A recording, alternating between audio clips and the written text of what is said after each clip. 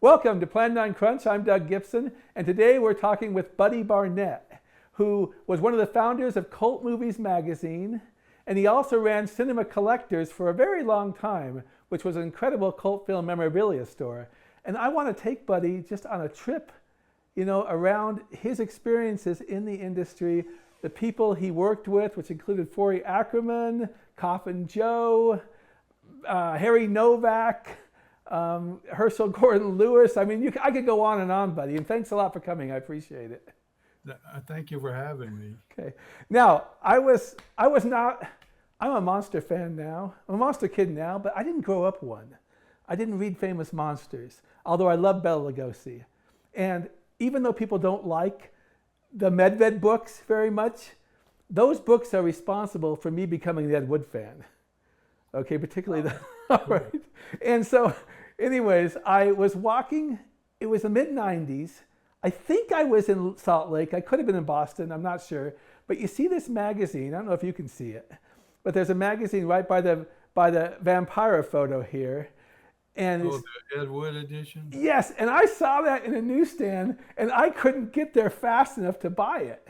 And it was the beginning of me reading every issue of Cult Movies magazine. And it turned me into someone who knew about the people that are in your magazine. Tell me a little bit about how Cult Movies started, because you look at this other one right here, which I finally found, Bela Lugosi Then and Now. That was your first edition, right? Give us a history of it. Right.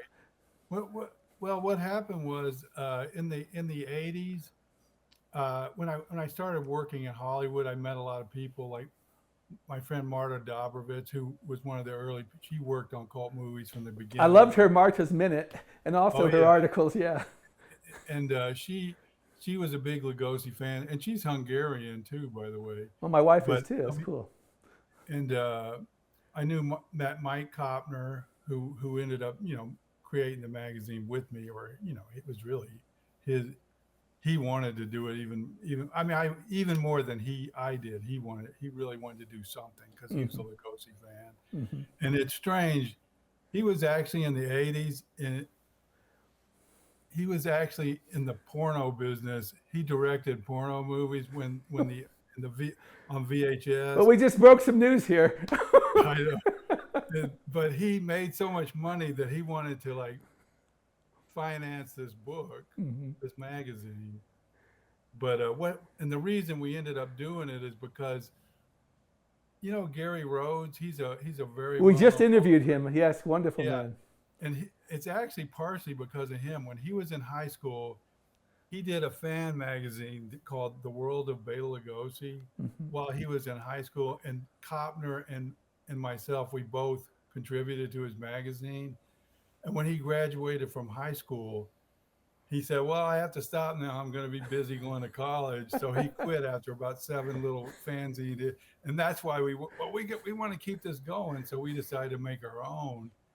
And we made that Bela Lugosi Then and Now book, which I had so many pictures. And, it's kind of amateurish because the printer wasn't that great. But overall, it did well. We put it in stores. And at that time, the distributor was like Diamond Comics Distributors, which I think they're out of business, but you could get stuff in stores. They would buy stuff and they would pay you in advance instead of making you like the regular magazine distributors. You'd wait 6 months to get anything.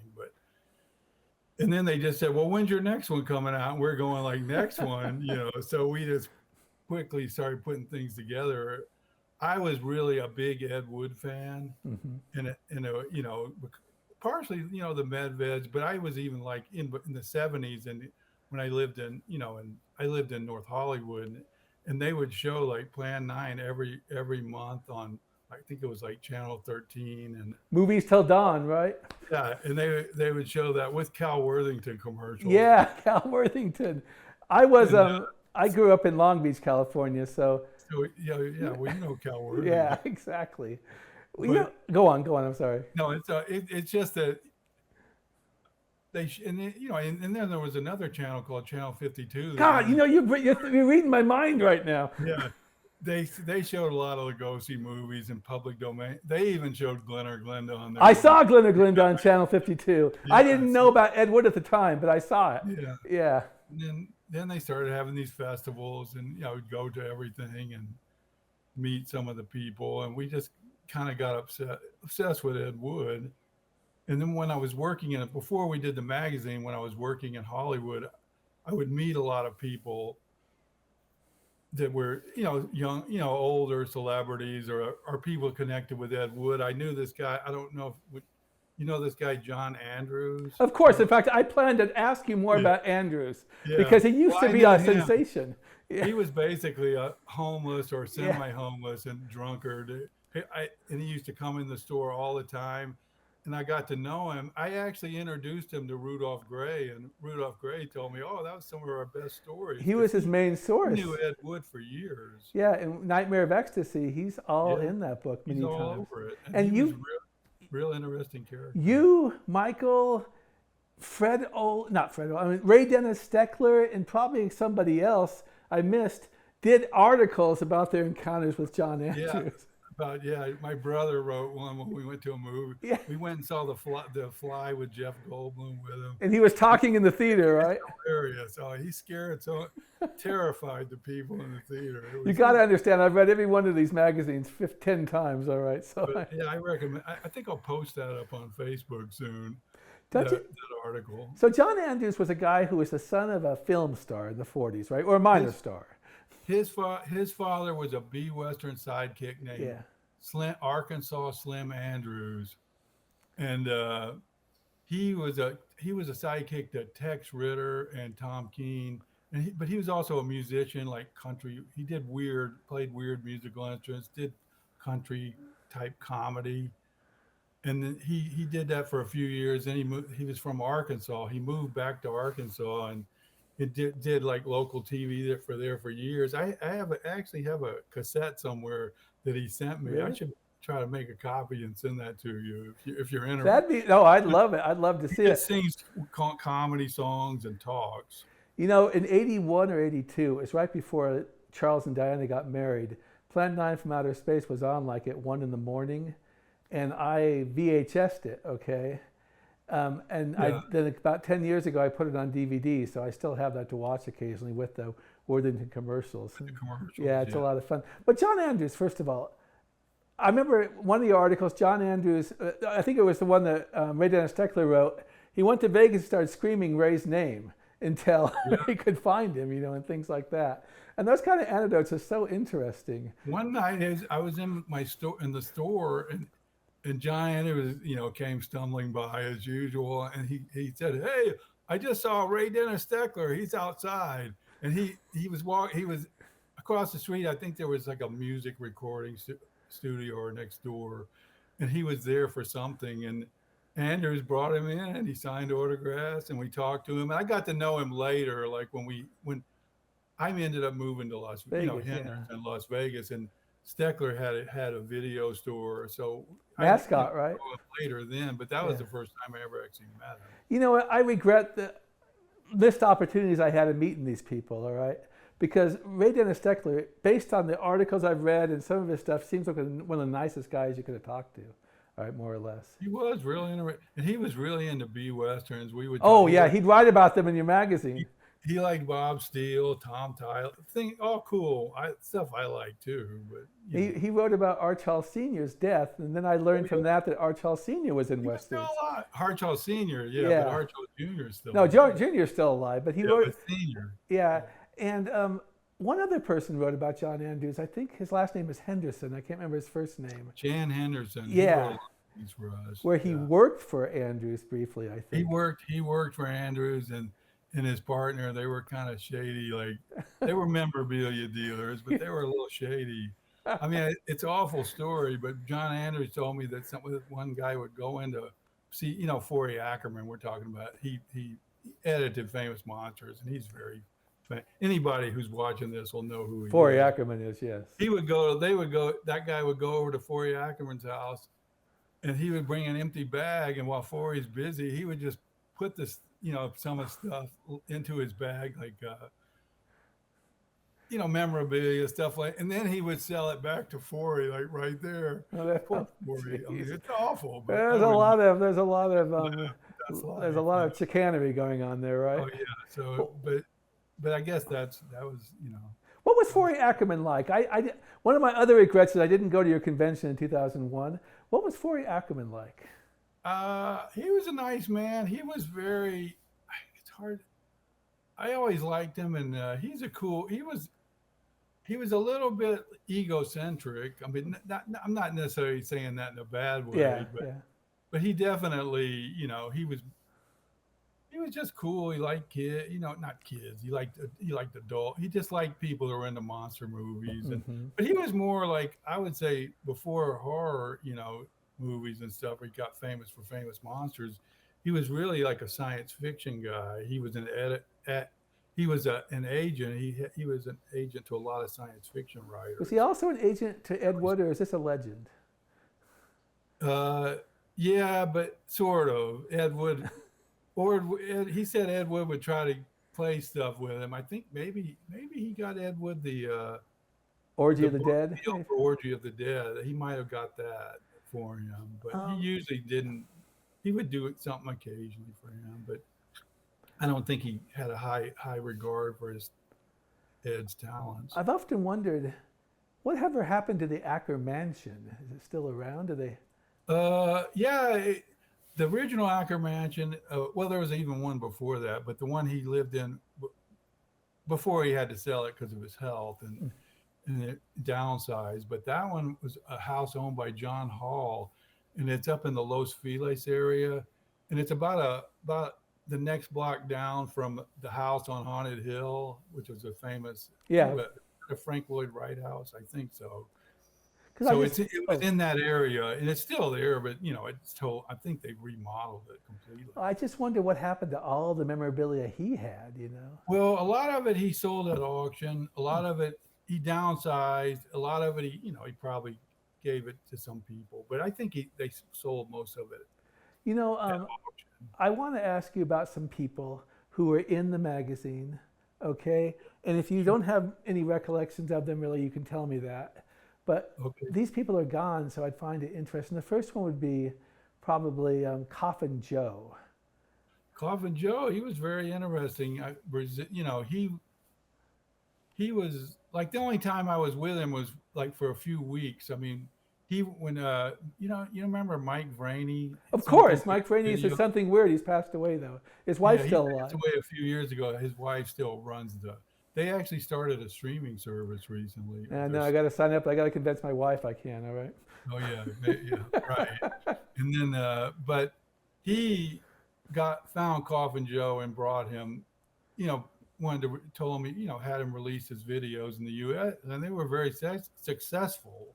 Pardon the way I'm talking, but it turned out they're a little bit artistic. They have a weirdness to them, and so they caught on. And he brought Coffin Joe to the U.S. And the first show he did that Chiller Theater convention, and it was one of the early ones in New Jersey. And we went out there, met Coffin Joe there, and then he came back to Los Angeles for about 3 weeks to do some conventions, and he stayed with Mike Kopner in his apartment for those few weeks, and we had a good. He didn't speak any English or Yeah, I very, remember. See, there's lots of articles about this in your magazine, yeah, too. Yeah. but he was really interesting and fun to be around. And at some of the conventions, I think I should show it, but I have a picture of him with Barbara Steele. We I've got seen that picture. and Corla Panda, who I've was seen like that our picture, too. mascot. Yeah, and he was real interesting. He was very nice, and I enjoyed talking to him. Just being with him. I mean, couldn't. He had an interpreter with him, but so it was fun. We had fun. I think TCM Underground, when it was around, played one of his movies in recent Yeah, years, which was pretty probably. cool. But We did a review of one of his movies on plan9crunch.com blog, and every time right. I try to post it to Facebook, it gets taken down. Oh, is there some reason it's offensive? It Or must be the title or something. This night I will possess your corpse or something. you might have to like bleep something out or. Yeah. Okay, I want to bring another person around because he was I don't really. Well, I'm going to be very neutral here. But he was in your magazine a lot, and his name was Harry Novak. Oh yeah, Harry Novak. As a matter of fact, one of the pictures I have has Harry Novak and Coffin Joe. Yeah. He was an exploitation producer, and I mean, he made a lot of money, Oh yeah. but yeah, and he distributed stuff for years. He did I don't know if you could call his stuff good, but he had some movies that he put out that were interesting. He picked up a lot of European stuff Wow. and a lot of sex exploitation. He worked with Dave Friedman a lot. Put out What some. wasn't his big film called Kiss Me something or Kiss Me Quick or something, Oh, right? Kiss Me Quick, which was on the cover of Cult Movies #6. It was Yes, a exactly. Frankenstein, uh, softcore sex comedy.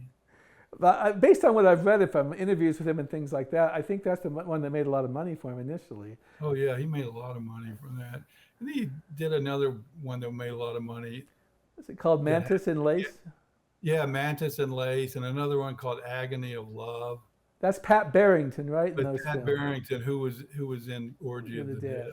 William Rossler. Did you ever meet him? Yeah, we met him. He wasn't very. We even interviewed him, and he was kind of like a little negative towards Pat Barrington, which I feel kind of bad. Well, I Because think because they had an affair too. I don't know if he should. yeah, maybe, but in the interview, he just dismisses her as bad. I mean, Yeah, she wasn't a good actor, but she was very pretty. I she mean, was very and I attractive. heard a really sad story that we had her on the cover of Cult Movies magazine, issue number 14, a beautiful cover, and supposedly she was retired in Florida, and she went in the store, saw it, and got copies, and she was very upset that Rossler was on there saying negative things about her. Nice. She, I felt real bad I about think she that. was the inside cover though, right, in that magazine. No, she's on the front cover Is she? of 14. She Oh, sure is. And oh, she's on the inside cover too, but she's on the okay. front Yeah, you're cover. right. And that also has. I might have that right here. Let me look. I didn't bring that one today. I only brought two. That has the George. Here it is right here. Oops, I'm knocking them over. That's okay. But Yeah, I'm sorry. sir, Yeah, that is the cover, and on the back you have it's you a have the double George issue Reeves with biography. a George Reeves bio. And, But yeah, poor thing. I feel so bad for her, but that's life, you know. and I was just watching. I don't know if you heard. Well, let's go on to something else. And so, tell us about because of your magazine, and you can thank Michael Kopner to some degree. I've become a huge Harry Langdon fan. All right. Oh, Mike Kopner was the Harry Langdon fanatic. Yeah, and he's converted responsible for me. me loving Harry Langdon now. You can Yeah. tell him that. But I would, I would love to find that movie I was reading about called Heart Trouble, which I guess is lost right now. oh, it's completely lost. Yeah. Did you ever have a chance to meet Mabel Langdon? I'm just wondering. He was very good friends with her, but I never actually met her. I should have, but I never did because she never did go to the silent movie play. There was a silent Yeah. movie there on Fairfax, but Kopner was very good. As a matter of fact, Kopner was such good friends with her that back in the 80s, he co-wrote a book about Harry Langdon, and she was mad, and she told him, I don't want you to write that book. I want to put my own book out, so I'm angry. I'm not going to talk to you if you. He should share the unpublished book. So he actually was so scared about that, he took his name off the book. And the other author, I think his name was William Shelley, he got the full credit. But he Well, mentioned in there that Mike Kopner contributed a lot to this book. I own the Shelley book. And Yeah, I own. it was co-written by Mike Kopner. Wow, I'm going to reread it then because it's been years since then. There's been one by two guys, and there's one by Yeah, Chuck Haiti and Chuck Carter, and Michael Haiti. And then there's a Chuck woman. Carter wrote for cult movies sometimes. Yeah, he did. And another bio of Harry Langdon came out several years ago, written by a woman who's a professor. I heard about it, but I didn't get that one. I should have gotten it. I went to the Harry Langdon Film Festival in Northern California back in Oh, I 2000. remember that. Yeah, it was a lot of fun. Okay, tell me a little bit about Herschel Gordon Lewis. Did you have a chance to interact? See him, I only met him once or twice, and I don't really know a lot about him. I met him like at a couple of screenings, and we did have a couple of articles about him, but and I think we even had a little interview with him, but I didn't. I knew Dave Friedman Tell me really about well. Dave Friedman. That's the first person I was going to talk Oh, about. Dave Friedman was like a really interesting, cool. He was like into that. He was like so he loved those exploitation movies. He said when the sex movies became hardcore movies, that's when he just lost interest and he quit. You know, he didn't want to do that. He liked making weird stuff. Well, that put a lot of guys out of work in the exploitation industry in the 70s, right? When they Yeah, moved to hardcore. but Um, that, I was reading Bob Cressy interview, okay, in your yeah. magazine, and that prompted me to find a movie called, what's it called? Hot Spur, which, Oh, I never saw that. yeah, but what was interesting, what spurred me to do it is National Review magazine named it one of their top 10 films in 1968. Which, Wow. and it's just a grimy softcore western, okay? Yeah, But you know, it's intense. So I guess that's about the nice yeah. thing you can say about it. Friedman seemed like he had a good relationship with your magazine for a long time, and Oh, yeah. He was very helpful to us. I I, mean, he was fun. He was. I saw him at a lot of screenings. He was really. He was very intelligent and fun to talk to. I need to buy his book. I haven't done it yet, called A Youth in Babylon. That might be an interesting read, perhaps. It's a good book. It's a good book. So tell Yep. me, okay, I want to go to some of your readers because some of them aren't here anymore. Not readers, I meant writers. Right, Um, right. I guess one I really enjoyed reading for a long time, and he also was involved with Mondo Colt, was Brad Lineweaver. Oh yeah, Brad Weaver. Yeah, Yeah, he was. I mean, I known him for like probably. I think I first met him when we were doing our first Bela Lugosi Film Festival around 1991 when we had just had a couple of issues out. And he was fun to talk to. He was very like he's like a libertarian, yeah, he was. but he was a libertarian. But he really was. I don't know. It's hard to explain. He was more a little more like mainstream of a Republican than a real libertarian. But I mean, he wasn't one of those crazy libertarians who won't will Yeah. drive on a side street. And there's a lot of he knew a lot of those people, but Well, I don't. he seemed to, for a But while. he was very intelligent. Yeah, and he also was involved with Mondo Colt, right? Yeah, I mean, as a matter of fact, he published it. He published it. Okay. It 'Cause- was basically he just combined.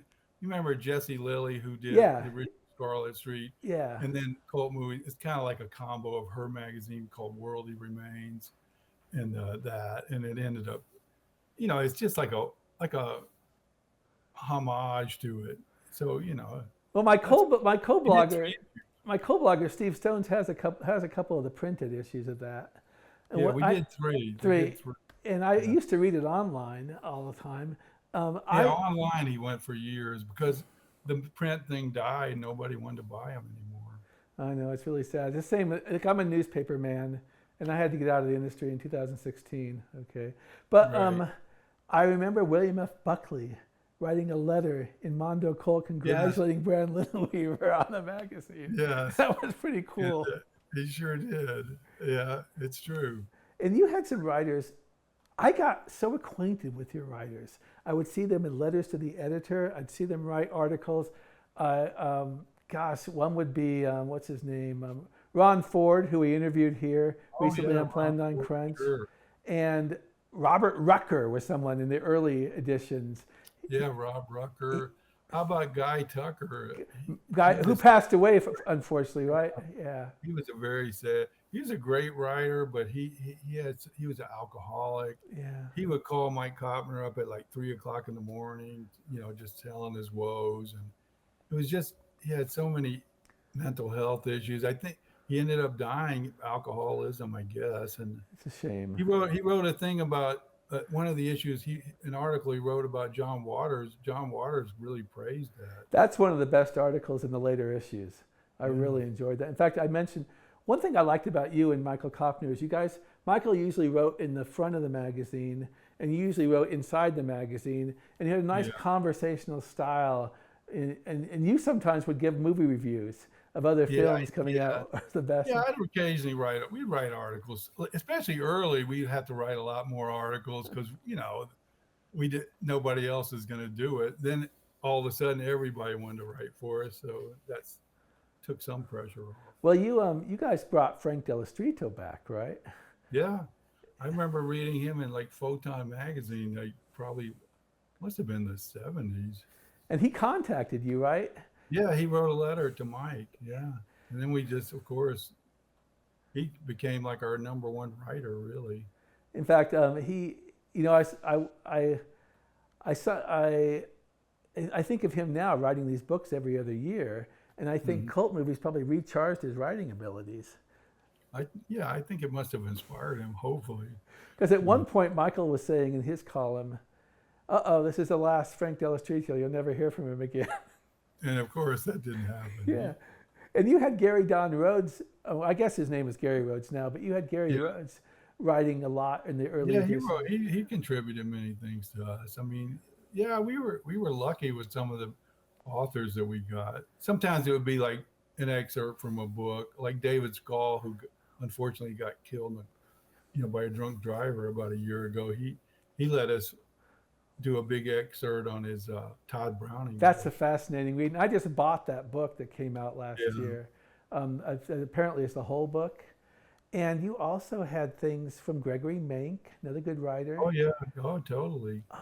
Yeah, Tom Weaver, all kinds of good writers. And you had stuff like you wrote fantastic articles on Freaks early in the 90s. Yeah, Freaks. Yeah, I love that movie, Freaks.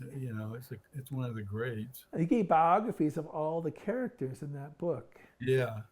And I sometimes wish that there had been like collections of articles in a book, from cult movies. Yeah, I feel I was considered doing that. I have so many stills and taking the, like those articles. And now, oh, by the way, Marta Dobrovitz wrote the one about Schlitzie, which was the best one. Yeah, well, that's great. I remember one time somebody wrote something, panned Wizard of Oz, and Marta wrote a response one time. It was Mike Kopner. He hated the Wizard of Oz, and the next issue, Marta had to write a rebuttal. He was so mad about that, but that kind of stuff is so cool, though. Let me tell you an example of an article in your magazine I just loved that I wouldn't see anywhere else. You did an article on real art re-releases. Yes. I had no idea real art re-releases had existed, except sometimes when I watch these movies, I'd see a real art thing. And so that was something I completely learned of, something I'd never known about before. Yeah, basically this Universal would subcontract their stuff. All the studios did it, to companies called like Astor Pictures, Film Classics. But Universal used Real Art, and Real Art had their stuff from like 1946 to 1956 before the license ran out, and then Universal released everything to TV. But yeah, they had it for 10 years. They had all the horror and other stuff too, not Abbott and Costello movies, all the Universal B movies they were just in constant release during the 40s and 50s. Now, I ask people when I interview them, what is your favorite all-time movie? I know Michael Kopner's is Bowery at Midnight, okay, but what is your favorite? Well, actually, Mike Kopner's really favorite is The Raven. The Raven? You once did a review of The Raven, and you reviewed the box. Okay. Yeah, he reviewed the box. Yeah. But my favorite movie, totally 100%, is the Dracula with Lugosi, 100%. Well, I love that too. That's in my top 5. My favorite. It's a beautiful movie. My wife Kathy, she always calls it a beautiful piece of art. It is, and people say it goes downhill midway, but I don't think it does. I don't think it does at all. I don't think it does either. Yeah. I think the first 30 minutes though are almost a masterpiece. Yeah, totally. Every time it plays out here, as a little revival for we go every time. Yeah, I miss the revivals. You see them occasionally in Ogden, Utah, but not often. I did get to see Plan 9 from Outer Space at Harvard when I lived in Boston for almost 2 years on Halloween night. That was a lot of fun. Yeah. I was going to say, my favorite movie, by the way, is it's with Robert Mitchum and Shelley Winters. Hunter. But if you say the movie I watched most of my life, it's Plan 9 and Dracula. Okay. Well, yeah, me too. Now, I've seen a lot. I love movies. It's just, my daughter can't understand why I rewatch movies sometimes. I don't know. When you think about it, don't little kids watch the same thing over and over? We're like little kids grown up. But And I don't you? just go back to Yeah. my childhood. I'll And, watch this over and I over. mean, I've seen Plan 9 probably 120 times, but you, Yeah. you catch something, sometimes. It's like reading a good novel. Now, one of the things I liked about your magazine was it almost seemed like a family at times. Maybe they squabbled at times, but you had your wedding with your wife, Kathy, in the magazine, pictures from it. Yeah, we did. That was fun. Hey, why not? Yeah. Can you tell me a little bit about a guy who's beginning to fascinate me? In fact, I've written 2 reviews of his movies recently. Titus Moody. Oh yeah, Titus Moody. He's another. We knew him from. He was also like in the exploitation business, and poor guy, he became an alcoholic, and he went so down. It was sad. He's like, and he ended up getting cancer and dying, and it just was basically almost homeless at the end. He would, luckily people would let him. At the very end, I think they were letting him live in the back of a video store. Yeah, it's called Mono heart-rending. Video. And I really appreciate that you guys gave him a Lifetime Achievement Award. That was a Yeah, really he was nice an thing. interesting guy. He was pretty intelligent, and he's got a little cameo in our movie Vampire Hunters Club. I've seen that movie. Yeah, that was Yeah, a lot of fun. but I feel bad for him. He was on our Cult Movies TV. I'm sure you've I seen just that. watched it for the second. I own a DVD of it, but I watched it on YouTube recently. By the way, they took out Martha's moment. They shouldn't have done that. They took out Marta. On which one? On the YouTube, the Titus Moody one. They took out her moment on the Titus Moody one. It's not in there. On the YouTube, it isn't. It's on the thing I have. But anyways, Oh, that's my minor quibble. maybe it was just whoever posted. Whoever posted it, yeah. People download these things, and but it should be on there. But And but anyway, you can tell everybody they can still buy it on oldies.com. yeah, I enjoyed those interviews. I enjoyed the one with Jack Hill. I enjoyed the one with who's the actress who's in Yvette Vickers. Yvette Vickers, who also had a tragic end, unfortunately. Yeah. Like that. I want to talk. Go on. I'm just sorry. I think one of the best ones is this character actor friend of ours, Jimmy Keene. He was in Yes. Apocalypse Now and worked as a production assistant on it. He had great stories He did. about it.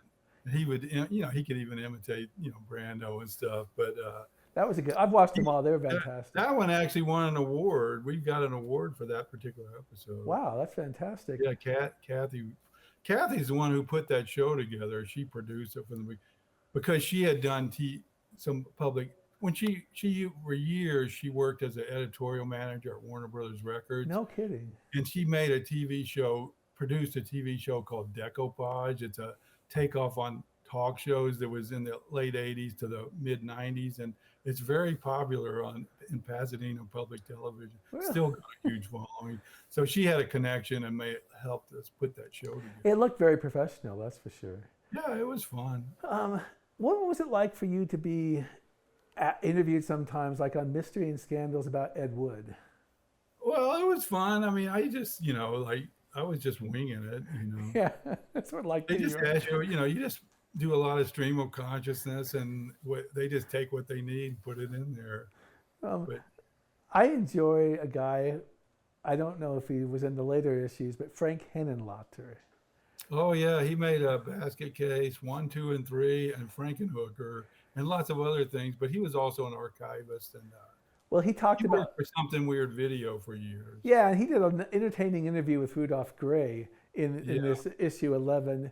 But he also wrote another article that was fantastic was going to a film vault in New York City. Yes, And they discovering. were trashing everything. at Yeah, that point. I'll never forget what the guard told him. This is old film, obsolete film. Absolutely, yeah. But I think Dr. Orloff and the movie about the West Germany movie about the woman that go to an island. I can't remember the name of it right now. Spider. Horrors of Snake Island, Yeah. I believe. And he had a good writing style. He really did.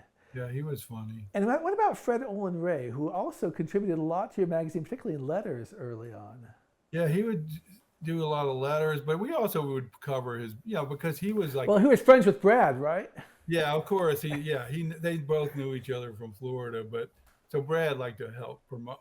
Well, we didn't really have to promote him, but he did the kind of movies that people like, so we would always promote his movies, and he would let us be in them sometimes, and he but he was like a big movie fan. Like he liked B movies and horror movies and classics. So he would always try to find actors who'd been kind Buster of Crabbe was one, right? Lester Crabbe is one of the first ones. And Yeah. then like when Mike Kopner and we interviewed Turhan Bey one time. He had been living in Vienna. You know Turhan Bey from the Mummies Oh, too. of course. And he's also in Ed Wood.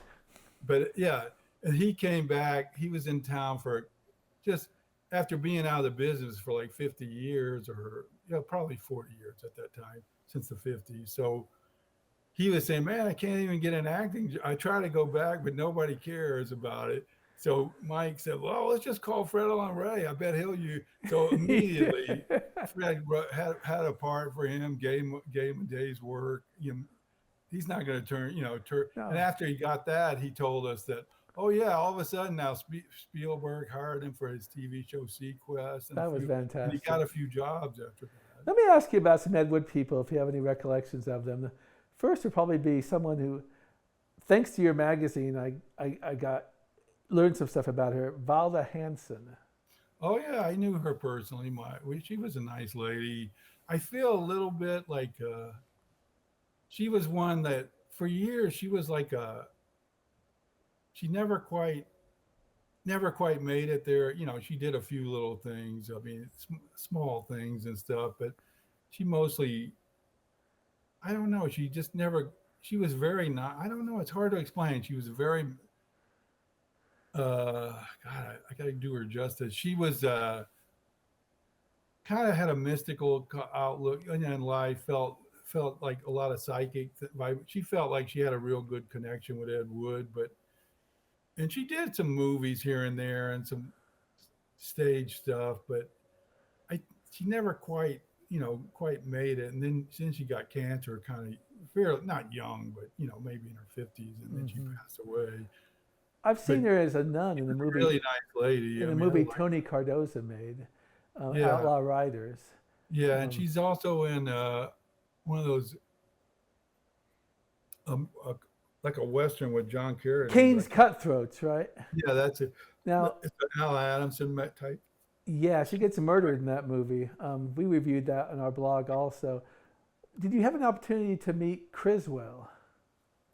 Criswell, I never met. He did go to one screening, but I did have a guy that used to work for me. He was retired, and he had for years worked at Pickwick Books in Hollywood, but and at other bookstores. But when he got old, really, we're talking about a guy who was in his late 70s, and he would just work a little part-time at my store.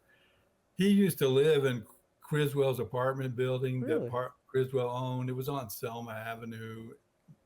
And he said that he used to to get some rent money cut off his rent, the price cut off his rent a little. He would put together these vitamin packages for Criswell had a thing going where he was selling supplements, and he would have this guy, his name was Sidney, make these little packages so he could send them out by mail order. That was his little side hobby. What about Vampira?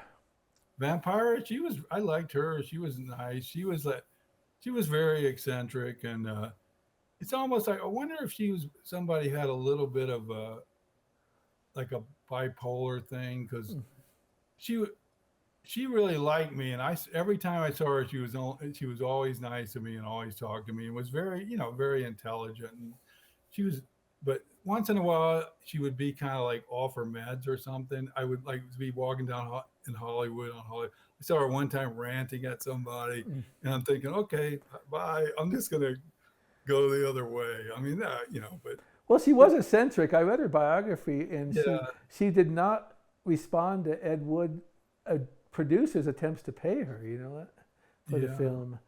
And I thought she had a pretty good case against Elvira, but maybe she didn't have the money to. If you read her book, I mean, it turns out she didn't pursue it, or she dropped it. She just didn't have the stamina. I feel, she just had kind of a sad life, even though I thought her artwork was nice. I mean, I wish I had some of those paintings. I sold them all, but. Well, she wrote for your magazine. Yeah, she wrote. Yeah, she was a cool. I liked her. I thought she liked me. I liked her. So I feel like kind of bad for her. And then, oh, by the way, Orson Welles, her son, is it a son? I guess she had a son with Orson Welles who was given up for adoption. Did you Really? read Oh that yeah. book? Okay, I read her book by her niece. That's in there. Yeah. Yeah, yeah. So that was You weird. know, a lot of women, I think, were exploited in those Well, in time periods. Hollywood, yeah, it's Yeah. tragic. I mean, Barbara Payton was another one who suffered quite a bit. yeah, I mean, there. I knew this old actress who was in our magazine, Anita Page. Yeah. She was a 30. She did a lot of stuff, and she was almost a star, and then she finally, quit. She married like a guy who was in the Navy, or a general or something, or not a general, an admiral in the Yeah. Navy. But when she was under contract to MGM, and she told me Louis B. Mayer, the head of MGM, he used to chase her around the desk, and he told her, if you give in to my advances, I'll make you like the Oh, biggest star in Hollywood. But if you say no, I'll ruin your career.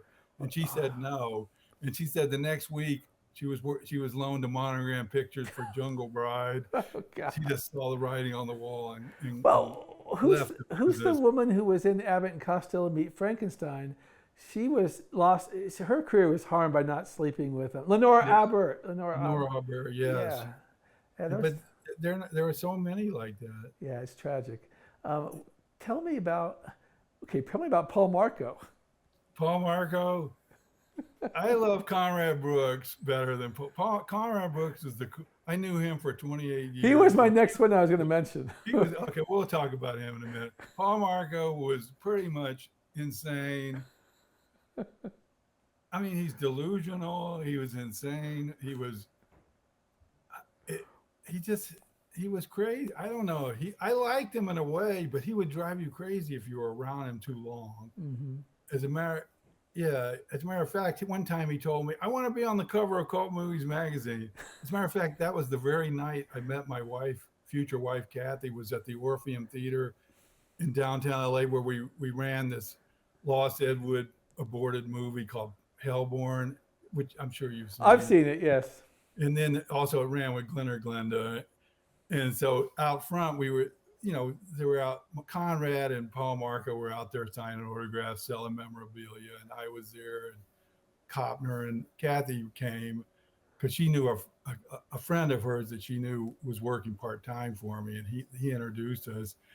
And so Paul Marco tells me that night, like, I want to be on the cover of your magazine. Oh, I'm saying, well, I don't know about that. And he goes like, yeah, but you got to pay me $5,000 for me to do it. And I said, well, guess what? You're never going to be in the magazine. So, but I ended up writing about poor guy. He ended up going to a mental institution and they got him on the right medication. He Finally, thought he saw dog heads, right? dog man coming in Yeah. the walls, and he had a fight with the police, but what happened after that, he wrote to me, hey, thanks for writing about me at Cult Movies Magazine. Well, any publicity is good publicity, right? He used to send me a Christmas card every year, too, by the way. That was nice of him. So Conrad Brooks was a major part of your magazine. I enjoyed reading his articles about Hellborn and things like that. Yeah, And he did a video for you on the Trail of Ed Wood, right? Yeah, on the Trail of Ed Wood, which you can still buy at all these. I own it.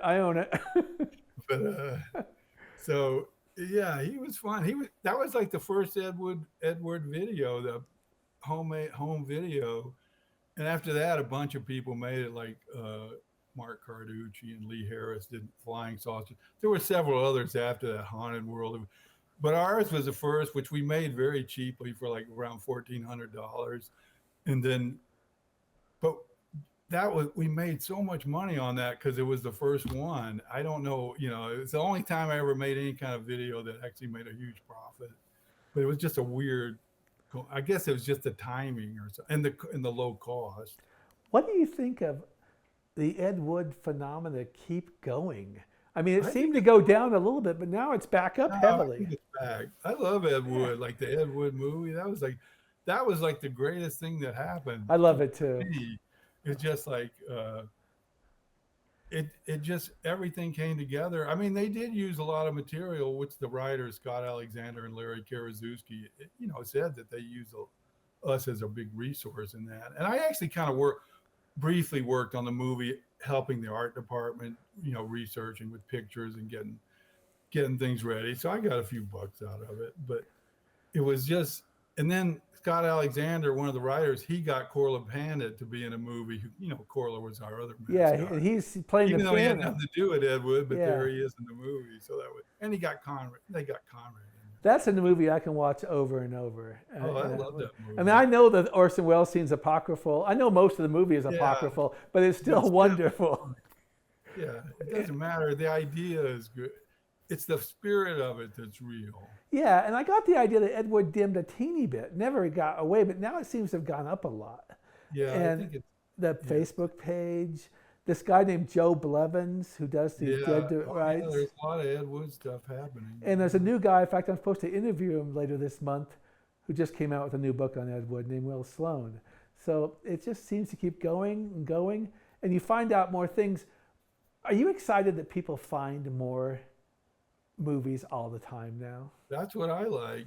Yeah. I mean, it's so cool. Like things keep turning up. I mean, all this Lugosi stuff that you never would. I always was dying to see as a kid, because I became a Lugosi fan like when I was a little kid. Like the Red Skelton show that wasn't available, and the suspense TV show he did in 1949 called Cask of Amontillado. I've watched. I can't pronounce it either, but I've watched it too. Yeah, Edgar Allan Poe, and they spelled Edgar Allan Poe's name wrong in the credit, but it's cool. That stuff I always wanted to see, and then newsreels turned up. It's just amazing. Appearance when he was testifying with the Senate committee about drug use, and all that kind of stuff turns up. The books that have come out from Delestrito, from Rhodes, and Kramer's coming out with a new book. They found so much information about him. Exactly. That's what's great about it. I'm going to ask you something else because it just occurred to me because I'm a big fan of his and two of his movies came out. You met Andy Milligan late in his life. I sure did. I met Andy Milligan. He came in the store one time. He had like a little shopping cart and he had a whole bunch of memorabilia. He was selling press books and stuff. But I knew it was him but then we talked and then he said it was him. But I think he ended up moving to Los Angeles and made a couple of last movies there. This was just a few months before he actually died. Mm-hmm. And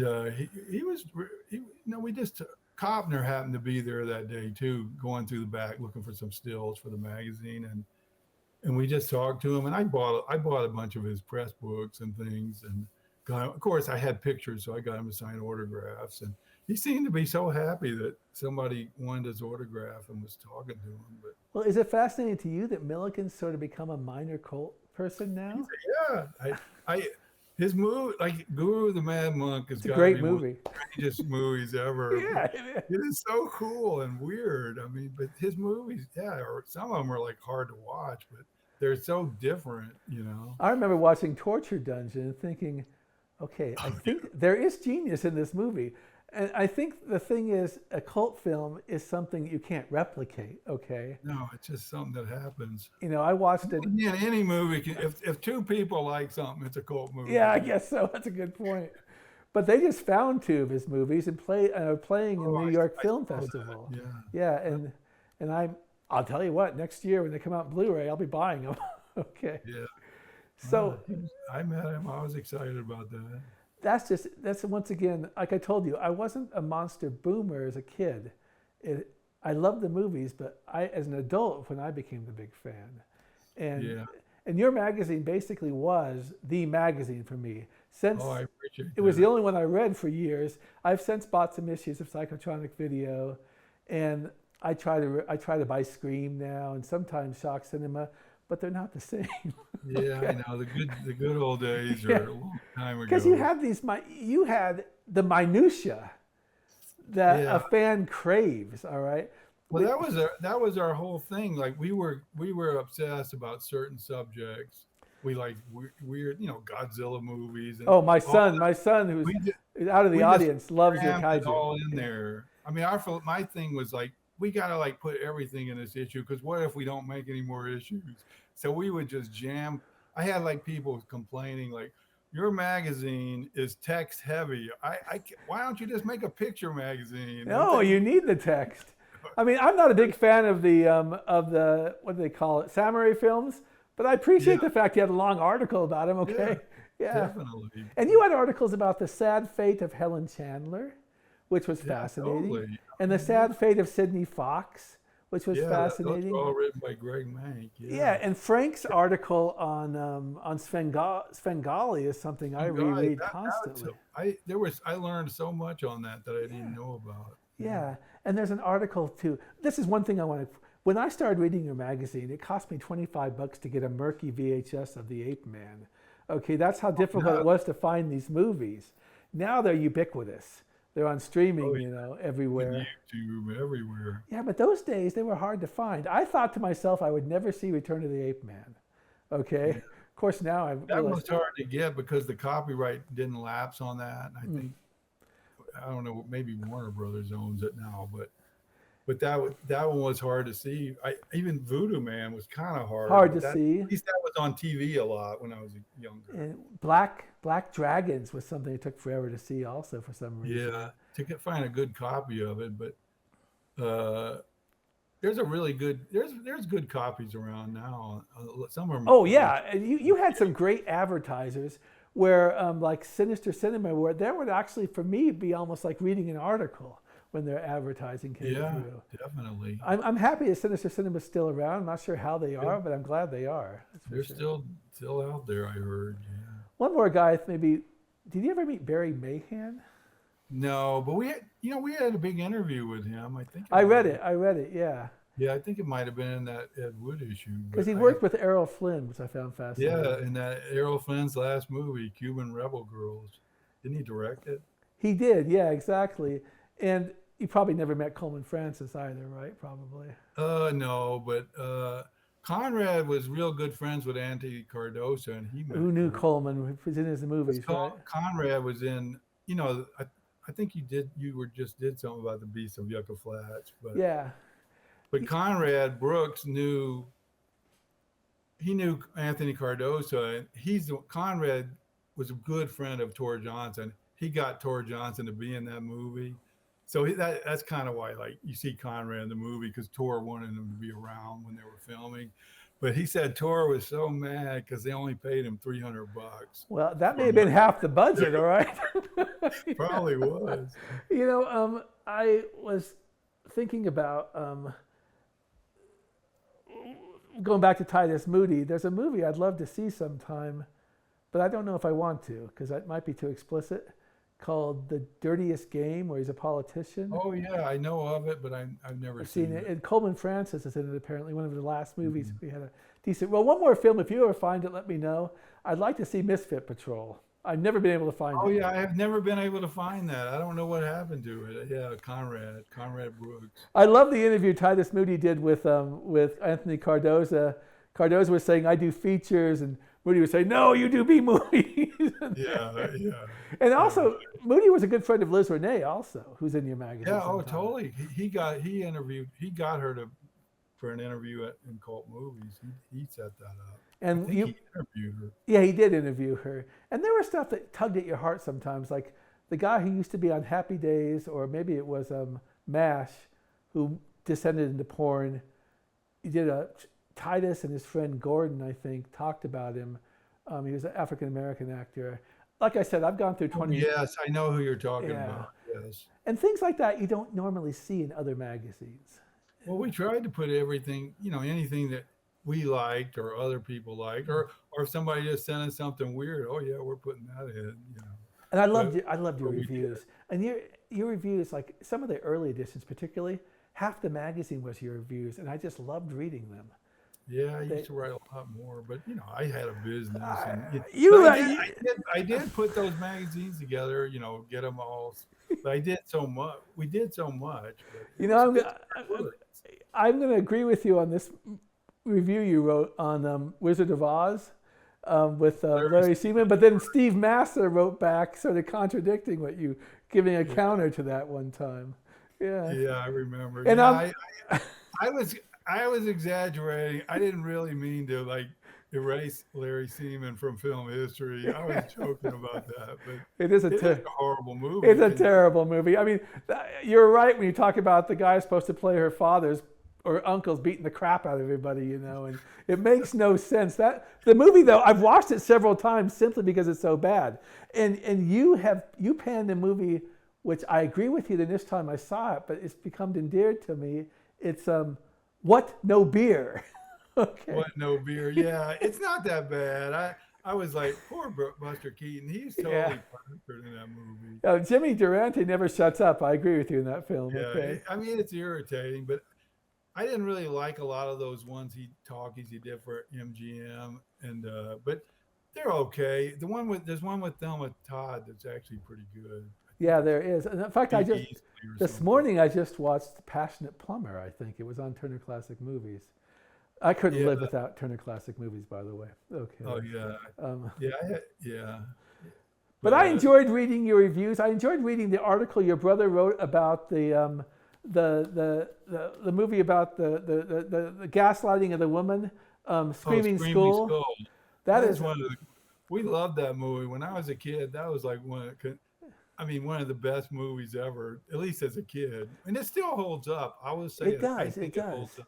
And But I met Peggy Weber, who starred in it, and I just couldn't help myself. I love that movie. When I was a kid, every kid in the neighborhood, when that would come on the night before, everybody watched it, and that's all you talk about at school was the Screaming Skull. She was like appreciative. She said, "Well, I was kind of embarrassed about it, but I feel everybody I meet tells me how much they like it." So isn't that interesting how sometimes a film will define someone's career?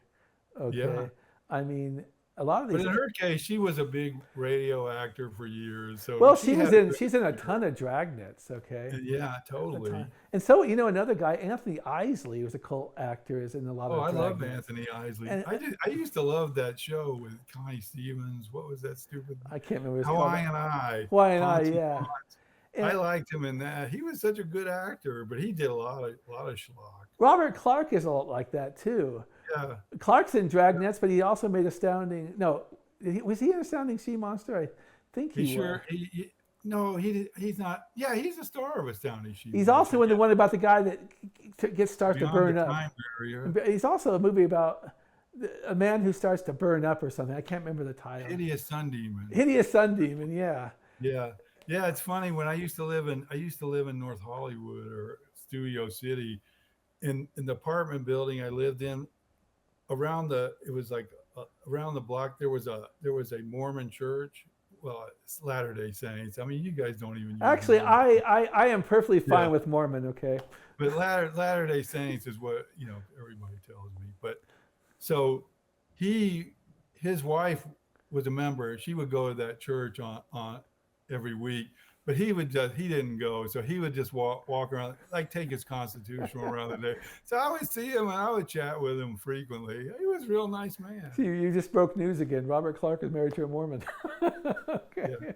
And tell me really quickly, what went into each issue from beginning to the end? What would you do? Do you have a meeting or something, or Well, we brainstorm? would have we would just get stuff in. Like I had my connections of articles or people that were wanting to do things, and Mike had his connections of things, or we go to screenings, we go to conventions. A lot of it had to do. I had like so many stills. If I had a ton of still, oh, we got to get something on this, or we get invited to interview somebody. That's we saw like Conrad Brooks was very good friends with Peter Coe, and Peter Coe, That he was wanted. heartrending, that last interview. That's sad. I know his son got upset supposedly at that video, but Peter Coe. The first time I interviewed him, it was just me.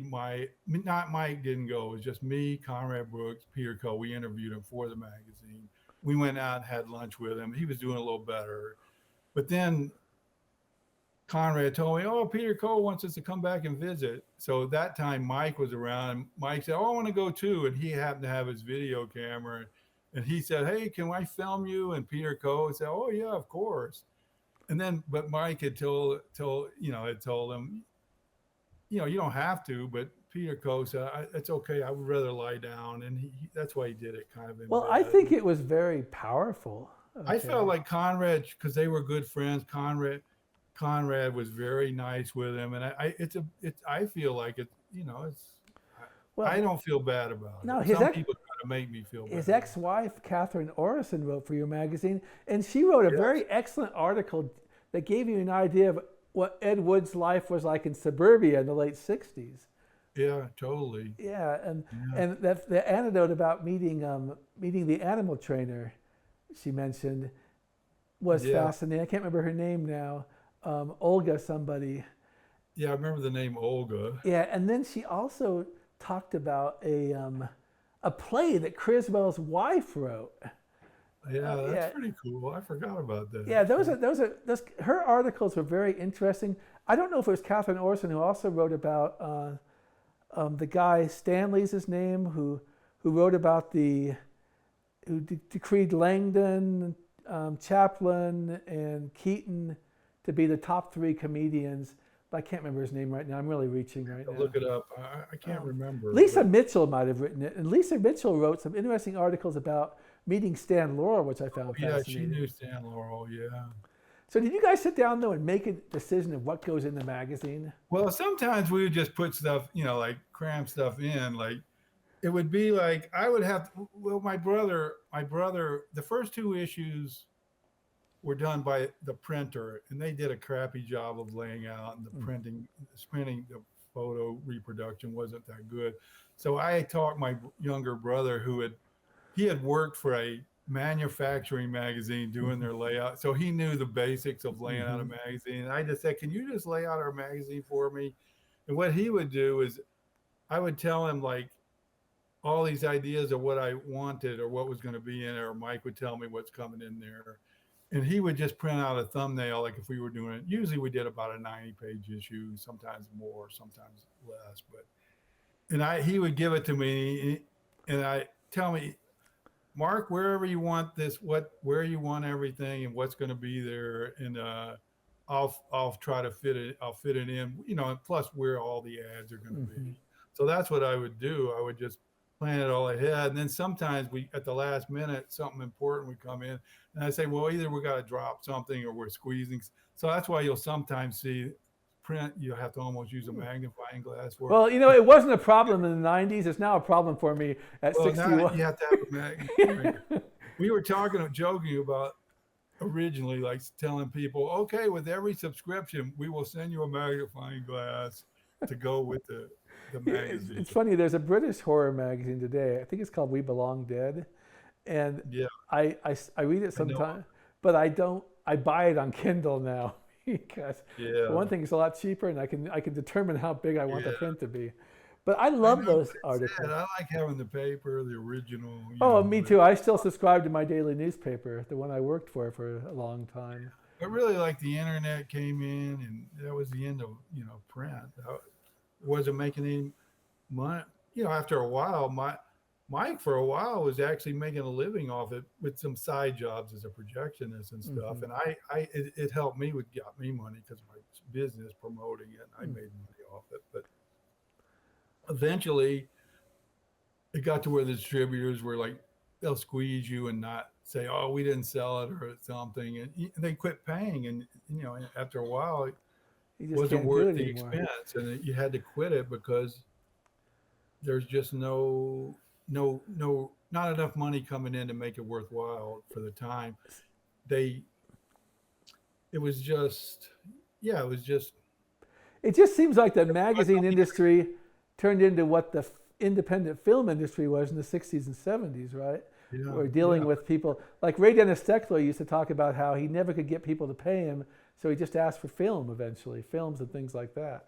Yeah, that's what he had to do, or barter things. I mean, a lot of stuff the magazine, we barter things, but it was just it was fun. I mean, at our height, I mean, for a niche magazine, we had more than 25,000 subscribers, 25,000 circulation, in stores and stuff. I bought it. I used to go in Boston. I go to Waterstones and buy it every time. Yeah. I went to Barnes and Noble. Barnes and Noble is about the only place around that's a chain. All right. It still has magazines. Yeah, I go in their magazines. I see 6 or 7 genre magazines there. but now they're $12 each. I know, it's insane. Yeah. And again, we were about $6. Are there any movies recently you enjoy? Oh, Kathy and I, we're both big movie fans, and we try to go to the movie at least once a week. Do you like Nosferatu? I like Nosferatu, but my biggest complaint about it's a great looking movie. It's well acted. It looks creepy, sounds creepy, but I hate the way Nosferatu, the guy, Orlok. I hate the way he looks like a cranky old man. He looks like an old man that used to live down the street from me and yell at kids that were running in his yard. That's what he looks like. You know what he looks like to me? He looks like the boxer Alexander Usyk, the world heavyweight champ, but in a deranged way. I know, it's like that I hate it because the original looks so iconic. Yeah, that is an iconic thing. I'm happy it did well, though. It made a lot of money. I mean, it's a decent movie. It's a great movie. What do you think about What do you think about? Very good movie. What do you think about Demeter? It came out a couple of years ago. I wanted to like it, but I didn't like it. I liked little parts of it. You know what kind of turned me off? The unnecessary animal abuse and child abuse that's in it. That really oh God, I hate watching. I didn't like that. And the bat guy or whatever he is. Well, I don't like the way they portrayed Dracula. Really cheesy monster. Yeah. I didn't like him. I love the cinematography in that film. I thought it was very effective. Great. Yeah, it had good actors. I'm just trying. So I'm trying to be dragged in by my kids to contemporary horror. Okay, and it's hard sometimes. I know that's not you can't. You want that to happen, but then again, when I was a kid, why I got into movies, my mom loved movies, and she would advise us on things to watch. She loved horror movies. As a matter of fact, she always kidded me she would say, I was a Bela Lugosi fan when he was actually alive. That's great. My dad loved Joey Brown, so I saw a lot of those when I was a kid. But I had bedtimes, and so if they weren't over by 9 o'clock, I didn't get to see the whole thing. Yeah. The very first genre movie I saw was The Man with 9 Lives. I remember seeing that one time. Wow, with the ice frozen. Yeah. Frozen in there. And the very first Universal film I saw was Son of Frankenstein. Oh yeah, well that was a good one to see first. The first one I remember of the Universal movies, I would say I saw Frankenstein Meets the Wolfman. So actually, as a kid, how Lugosi's blind and the way he moves and stuff, and Glenn Strange kind of does it in the next movie, even the few times he's walking. But I used to think, oh, that's cool. That's my aunt who loved that movie would say, yeah, that's the way they should play Frankenstein monster, and she would imitate it. Well, it's the iconic Frankenstein. That's what it turned into. And then when I saw the regular the original Frankenstein a little bit after, and I was surprised because he wasn't like that. He was flopping around. Well, Frank Dell'Istrito told me that everyone remembers Abbott and Costello Meet Frankenstein. Of course. And that's how they see Frankenstein. When I was a kid, I thought of 4 monsters. There was the Invisible Man, the Mummy, there was Dracula and Frankenstein. And those were like the icons of Universal. Right. But what's funny is Universal seemed to fall apart in the mid-40s. And Val Lewton and RKO seemed to make better movies at that time period. Well, because they were doing something a little different. Yeah. What I like about you sometimes is you like movies because you're a film fan and you see the beauty in these films. Like you're a big fan of Scared to Death. Oh, I love Scared to Death. Yeah. My wife, Kathy, loves Scared to Death. She just loves to watch that and laugh at. She just. It's a funny movie. You have to take it as a comedy. Yeah. It's just kind of making fun of those detective movies.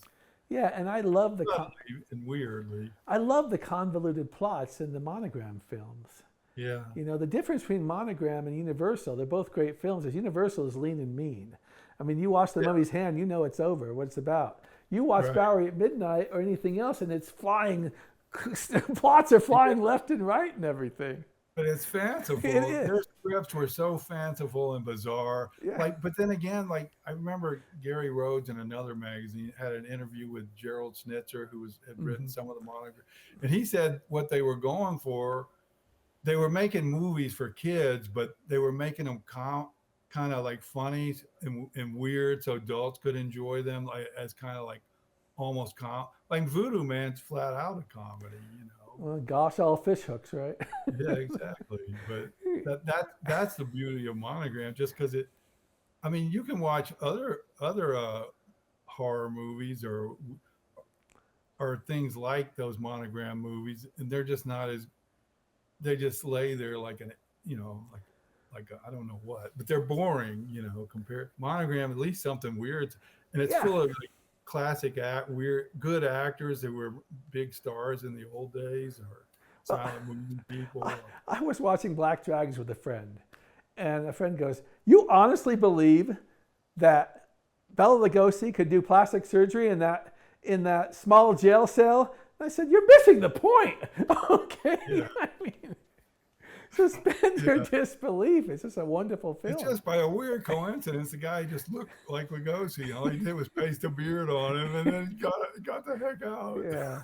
Well, anyway, so you say you go to the movies every week. How often do you watch your favorite genre films? I watch something all the time, but I do love other movies. I mean, we love classics. We love new things. I mean, I don't like lately like the horror movies they make now, like that Terrifier. That is the grossest. Oh, I have will never seen it. see that. Okay, yeah, I wouldn't. I don't know. want to see those because it's just like torture. Yeah, it was somebody those made me movies. see Thanksgiving, and I deeply Yeah. regret it. Okay. I don't like those movies, so we try to avoid those. Occasionally we'll see something like that, but I when we go to a movie, we mostly try to see like a drama or a comedy or something more about human relations. More, I don't like slasher movies, but No, I don't. Although I'm a big fan of Halloween, but yeah, the first Halloween is yeah. very good. Halloween Yeah. 3, because it was different, is good. Some of it, but I becomes but derivative. a lot of them, yeah. I mean, those like Friday the 13th movies, you see one, they're all pretty much the same. What do you think of Jack Hill's work? You really Yeah, Spider Baby, that's one of the great that's movies. a great movie, isn't it?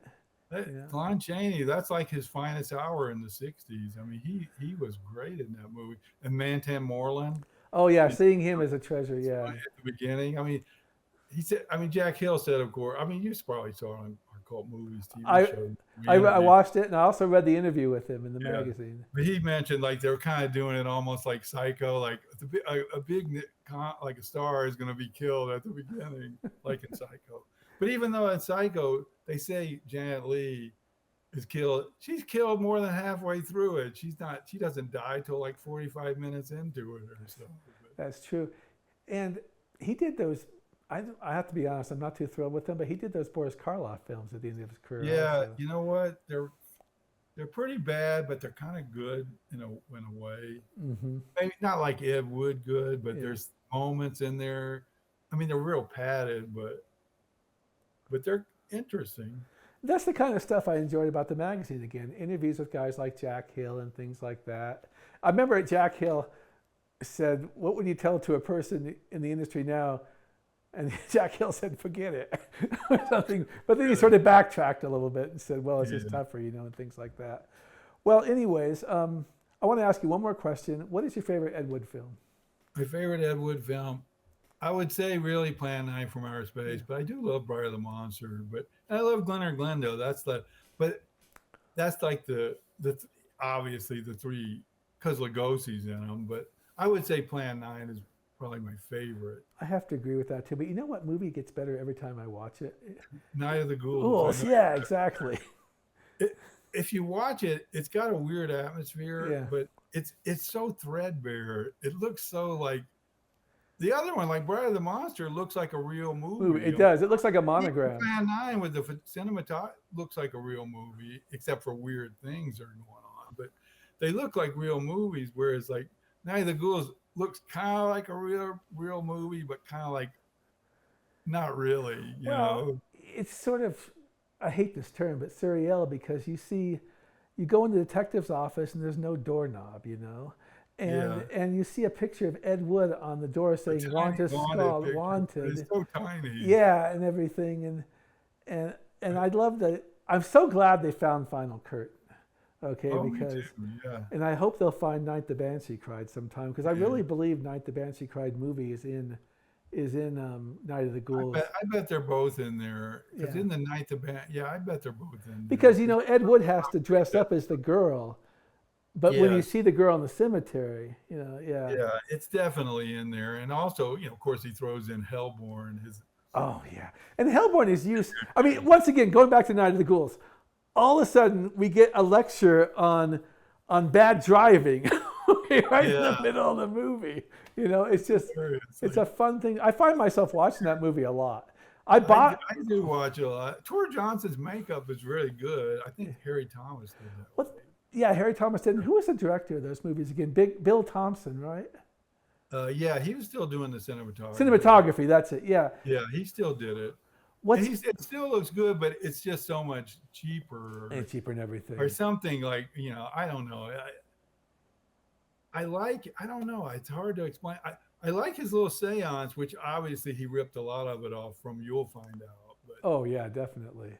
Well, of course, that thing where the guy's talking through it's bizarre. And the trumpets going by and everything. Oh, yeah.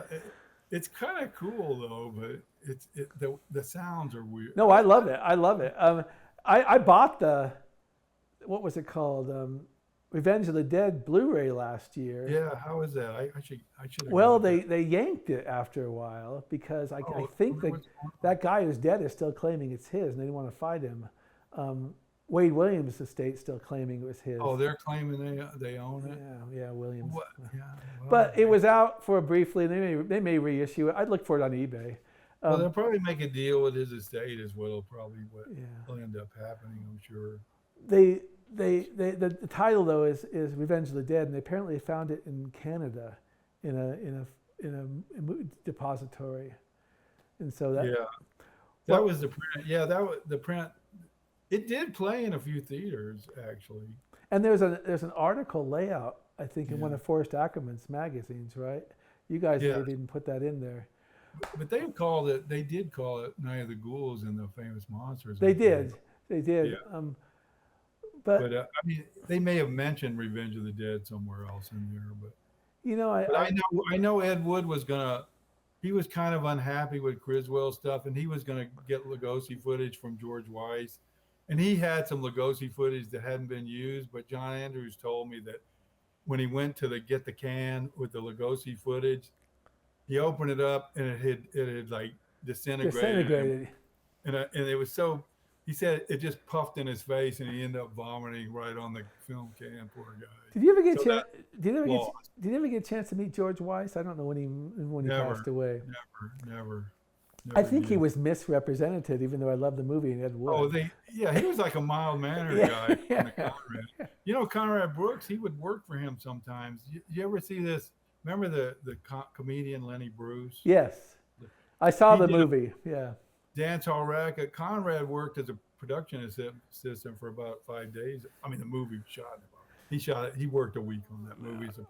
One of my fun things to do is look and see if I can notice Conrad Brooks in a couple of Bowery Boys movies. Yes, I'll tell you what he's in. He's in. I have a still of it. I'll put it up on. He's Facebook. in one where they're in the barracks or something. Or yeah, that's the Clipped Wings. Clipped Wings is called. He's in there in a scene, and then there's another one called Jalopy. Jalopy, that's a fun movie. He's in the party scene. He's got like one line, but he's seen in the scene quite a bit.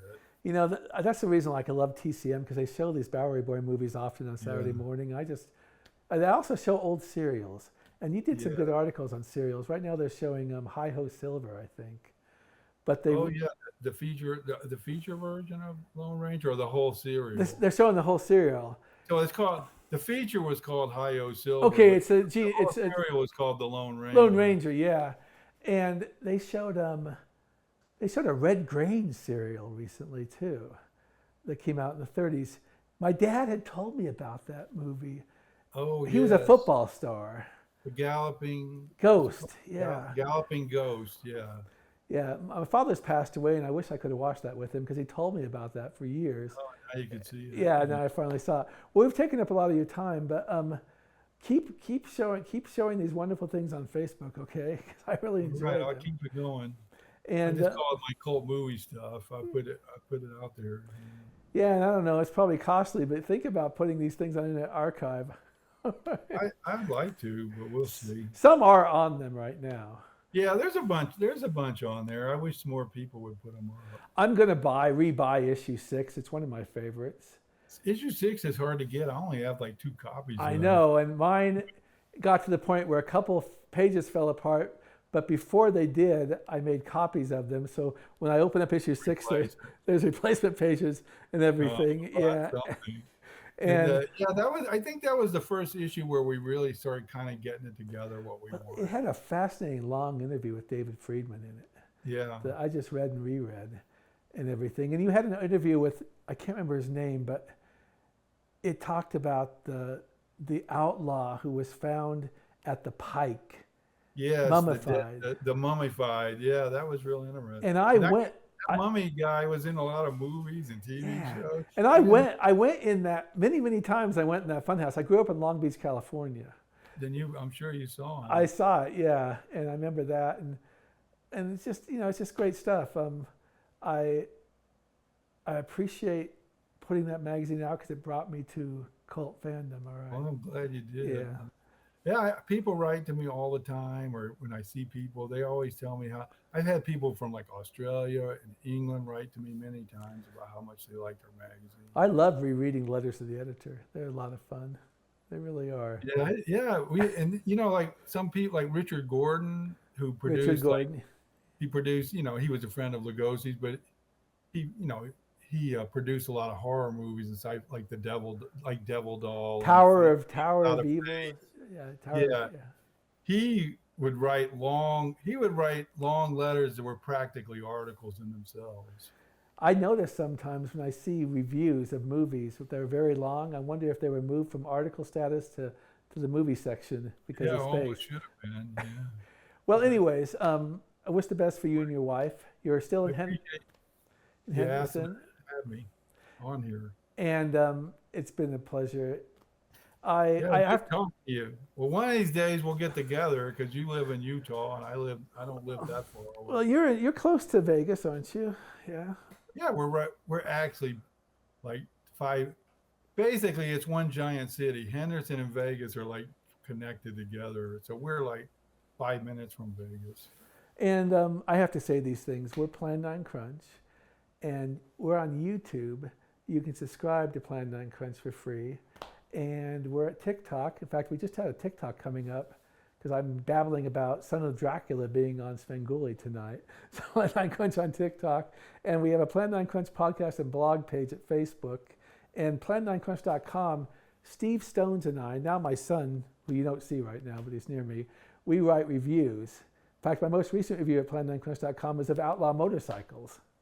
Oh, cool. Which, thanks to YouTube, all these movies I never could see, YouTube or Daily Motion, I can now see. But we appreciate you being here, buddy, and it's been a pleasure. Thank you. And I subscribe to your Plan 9 Crunch. Thank you. And it's like you, Frank Delastrito, Robert Kramer, and Gary Rhodes are people I've never actually met, but I've now talked to. And cool. Reading these things are great. And anyways, that's a wrap.